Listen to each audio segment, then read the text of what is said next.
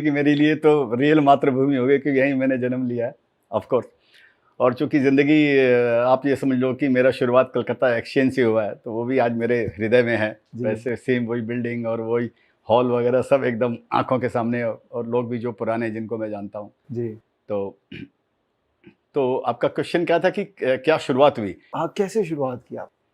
नहीं, शुरुआत तो ये भी कई जगह बोल चुका हूँ, फिर जी, भी जी, जी, वापस इसको रिपीट कर देता हूँ। शुरुआत तो ऐसे हुई कि जैसे हम लोग कलकत्ता एक्सचेंज में थे, और मेरे दादाजी ब्रोकर थे, स्टॉक ब्रोकर थे कोलकाता में। मेरे पिताजी का देहांत जल्दी हो गया जब मैं 14 साल का था, और वो 40 साल के थे।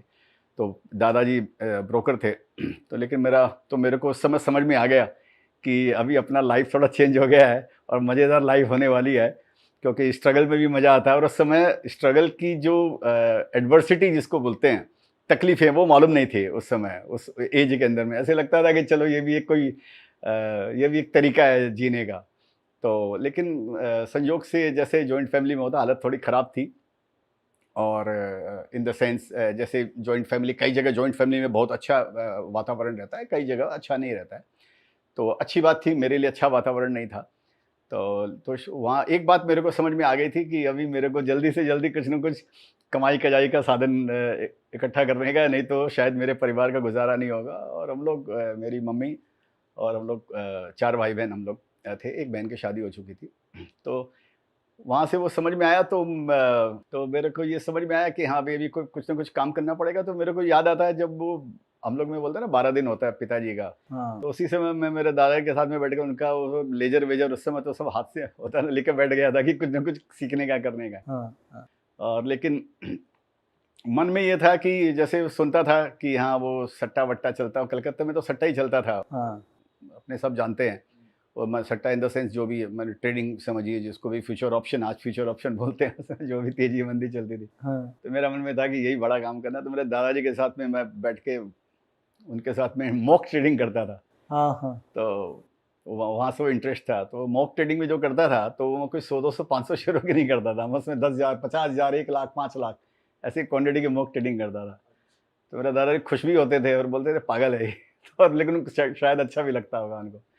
तो एनीवे वहाँ से शुरुआत हुआ, फिर थोड़ा थोड़ा जैसे जैसे बड़ा हुआ, फिर वो 19 साल का कुछ हुआ होगा, 18 या 19 का था। फिर एक्सचेंज के अंदर में असिस्टेंट मेंबर जिसको बोलते हैं, आज की भाषा में सब ब्रोकर जो बोलते हैं। तो उसके फिर एक्सचेंज में एप्लीकेशन किया, तो उसमें 21 साल की उसको उम्र थी। हाँ, तो प्रेसिडेंट थे बर्धन जी उस समय। तो उन्होंने मेरे पे कुछ सिंपैथी दिखा के मेरे को थोड़ा जल्दी अलाउ किया कि हाँ मैं आ सकता हूँ।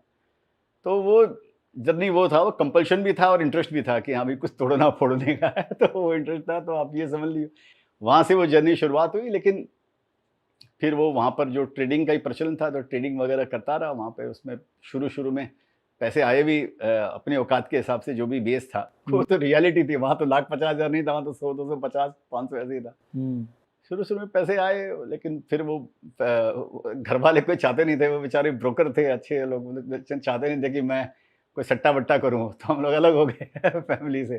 तो फिर अपना सट्टा वट्टा चालू किया वहाँ पे। तो उसमें शुरू शुरू में बिगिनर्स लक जिसको बोलते हैं, उसमें सफलता मिली। हाँ, और बाद में बैंड बजने लग गया फिर उसके अंदर में, जो हमेशा ऐसे ही होता है। आज भी लोगों के साथ में यही चीज़ होती है। हाँ, जब बाजार में लोग वेलकम करता है, मार्केट जो भी आ जाए, मार्केट सबका स्वागत करता है, हाँ, प्यार से करेंगे सबका स्वागत।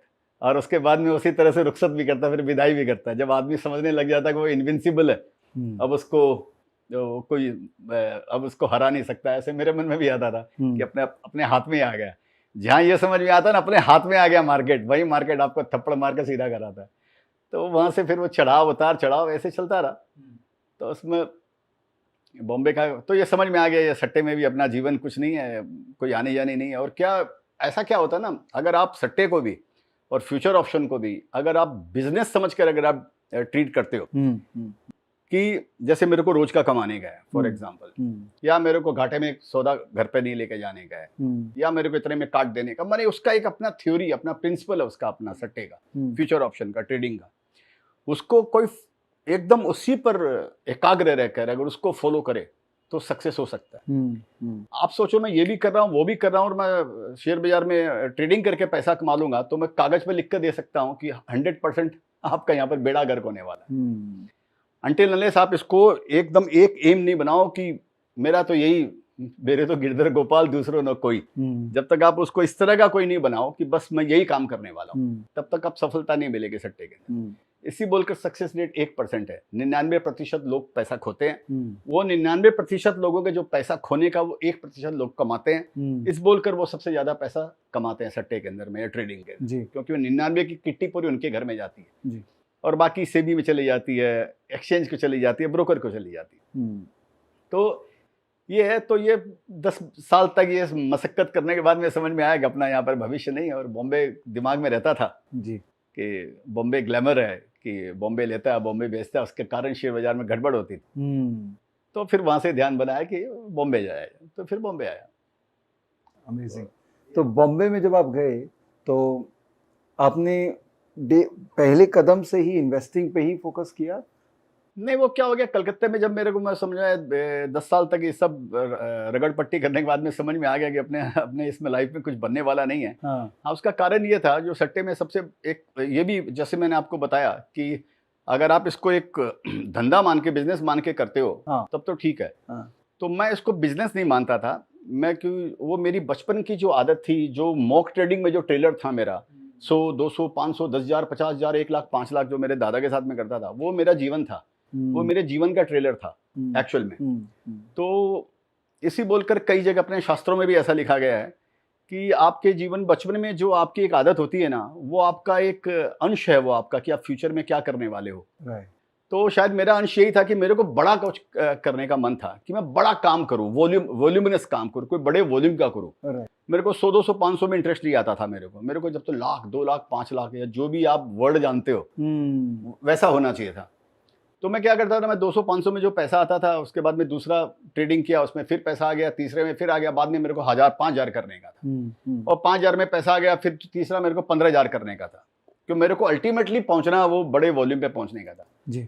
तो सिंपल, जैसे कसिनो का नियम होता है कि जो अपनी स्टेक आप बढ़ाते हो, और आप 98 टाइम भी सक्सेस हो गए, और फिर आपने अपनी स्टेक बढ़ाई और 99 और 100 दूसरी बार में आपने स्टेक अपनी 5 गुना कर दी, तो एक बार में आप आउट हो जाओगे जी। तो वो वाली बात था कि जब तक आप 1 रन ले रहे हो और बिजनेस समझ रहे हो, जैसे राहुल द्रविड़ खेलता था, एक रन लेने का बिजनेस समझ रहा हूँ, अपने को चौके छक्के मारने के थे, कि एक बॉल पे कितने मैक्सिमम रन हो सकते अपने को, वो करने का था। तो इस बॉल को वो फेलियर भी अपने लाइफ के अंदर में आई, वो सबसे बड़ा कारण ये था जी। तो ये कारण था। तो फिर जैसे 10 साल बाद समझ में आया कि ये अपने लायक काम नहीं है, तब मैं थोड़ा सा इन्वेस्टमेंट की तरफ माइंड चेंज किया। तब मेरे को लगा कि क्यों नहीं, अब हम थोड़ा इन्वेस्टमेंट देखते हैं कि भाई इन्वेस्टमेंट में कैसे काम किया जाए। और उस समय कलकत्ता एक्सचेंज में बहुत कम लोग थे जो इन्वेस्टमेंट की बातें करते थे। 99% फ्यूचर ऑप्शन की बातें करते थे, माने ट्रेडिंग की बातें होती थी। तो लेकिन वहाँ से माइंड चेंज हुआ कि अब मेरे को शायद, क्योंकि वो बॉम्बे से सुनते थे कि ये शेयर बढ़ गया, वो शेयर बढ़ गया, ये हो गया, वो हो गया, तो वहाँ से मेरा ध्यान चेंज हुआ। तो फिर एक मौका ऐसा है कि जो भी छोटा मोटा, जो भी 30-35 हज़ार रुपया बचा हुआ था, जो भी याद नहीं है, वो फिर मैंने मेरा इन्वेस्टमेंट करना चालू किया। कलकत्ते से मैं धारणा बनी। अच्छा। पैसा था नहीं, बेस था नहीं। हाँ। तो जो भी 10, 20, 25, 50 हज़ार रुपया जो भी मिला, वो इन्वेस्टमेंट करना, यहाँ से वो बेस बना। फिर बॉम्बे गया तो वहाँ पर फिर उसको डेवलप हुआ। जी जी। सर, जैसे अभी भी जो नए लोग आए हैं सिस्टम के अंदर में, आप भी देख रहे हैं number, so many new people have come. Obviously उनके पास इतना कैपिटल नहीं है। जो नए स्पेशली मिलेनियल्स आए हैं, जो नए इन्वेस्टर्स आ रहे हैं, एवरेज में 50,000, 1 लाख का कैपिटल है, ब्रोकर के अकाउंट खोल के काम कर रहे हैं।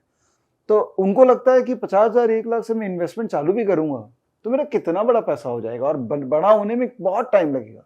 बिकॉज जो पावर ऑफ कंपाउंडिंग का इम्पैक्ट एक्चुअली में फैग एंड में बड़ा आता है जब आपका साइज एक बन जाता है। तो शुरुआत ट्रेडिंग से करके, थोड़ा डेली ट्रेडिंग करके पैसा जमा करो और उसके बाद इन्वेस्टमेंट करो, ये एक धारणा बन गई है लोगों की। तो मतलब आपने ट्रेडिंग से शुरुआत की, लेकिन आपने पैसे नहीं बनाए उससे, पैसे आपने इन्वेस्टमेंट से बनाए। तो ये पाथ, कौन सा पाथ सही है नए लोगों? देखिए, आपका क्वेश्चन बहुत अच्छा है, क्योंकि मेरे को कई लोग पूछते हैं और कई लोग इस बात पर मेरे से नाराज भी होते हैं, क्योंकि अभी जब मैं बोलता हूँ कि भाई ट्रेडिंग मत करो, तो लोग बोलते हैं तू तो पैसा उसी से कमाया।